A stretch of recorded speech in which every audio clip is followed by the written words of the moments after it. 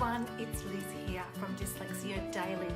Today I'm nice and early because I've got a very busy day on today. And today's topic is all about phonemes, what they are and why your child needs to know about them. Now, a few years ago, I did a course for parents on all the things that they need to know about a child who is struggling, particularly when it comes to learning how to read and spell. And for children who are struggling to learn to read and spell, the one thing that they really do need is phonics. Now, phonics is the sound symbol code of the English language, because we all know that the English language is a sound symbol code. In other words, it has a series of symbols. They are the 26 alphabet letters. Then it has a series of sound codes that are attached to those letters. So in the way I teach this whole process, I say there are 26 letters and there are 46 sounds.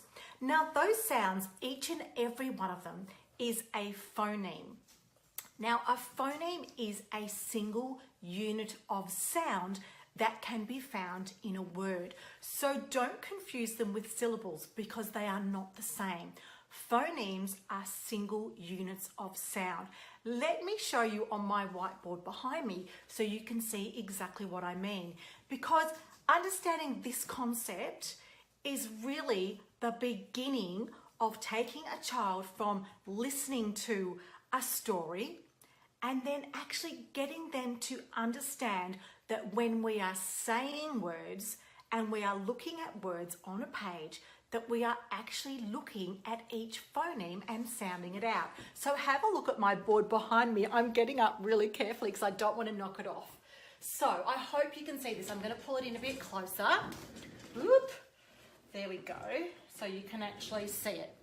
All right, so the top one is the word cat. Now here's the three phonemes in the word cat. We've got k, a, t. K, a, t. So the word cat has three phonemes.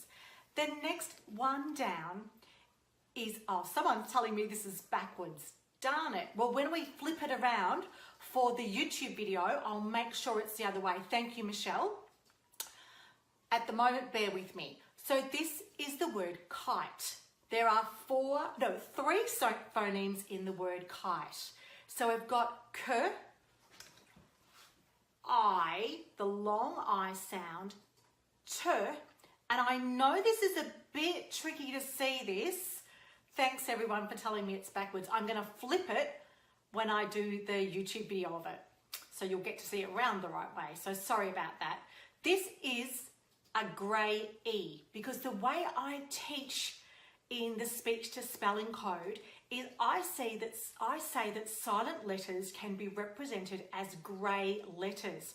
Yes, they influence what happens here, but you don't sound them out. So this tells children, yes, it's there, yes, it has an impact on this word, but don't sound it out. Don't try and put an E on the end of the word kite. It's not kit E or kite E. The E doesn't get sounded. So k, I, t. Three phonemes in the word kite. Now this one down the bottom here, and yes, I know it's still backwards, is a long word. It has lots of phonemes. Let's count them. We've got, I'm coming around here a bit now, 1, 2, 3, 4, 5, 6, 7 phonemes in this word. I wonder if anyone can work out what it is.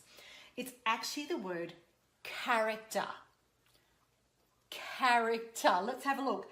K, a, r, a, k, t, character. Phonemes. K, a, short a sound, short dash. A, again we've got a short a sound. K, t, character. Now the reason that phonemes are so important is simply this. Children who are learning to the sound symbol code of the English language need to know how to manipulate sounds and phonemes in order to change words. So for example, you might have the word had, a, d. But then you want to put a B in front of it. So it becomes b, a, d. Do you see what I'm saying? You can actually start to show children that the sound symbol code is as simple as being able to see each sound in 2-letter words, in 3-letter words, in 4-letter words, with some of them being digraphs. In other words, a digraph is when 2 letters come together, but they make one sound, like ch does and sh does. So the CH is for ch and the SH is for sh. So there you go. There's a little bit of an insight into what phonemes are. So in the way I teach it, in my speech to spelling code, I actually have all the short vowels with a tiny little short dash. They're all red. All the long vowels have a long dash after them to indicate to the students that they're actually long vowel sounds, like I is in the word kite. So there you go. That's my very short, very quick lesson on phonemes today. And I'm going to be talking about this topic more and more and more because I'm coming up with a way to make reading books completely decodable for children using what I'm going to call the speech to spelling code, or the STOS code. So stay tuned, because there's some readers coming that your children will be able to decode fully from start to finish, and I'm having a lot of fun creating them. We're actually coming up with an amazing computer program right now that will help us type this new STOS code into the system, and we'll be able to transfer any book into a completely decodable entity, which will help children and give them that bridge of support to learn. So lots of fun, colour, symbols, and an ability to have the confidence that reading isn't as hard as it needs to be. So lesson for today was all about phonemes. So have a great day, everyone, and I hope you have a super, super day. Bye for now.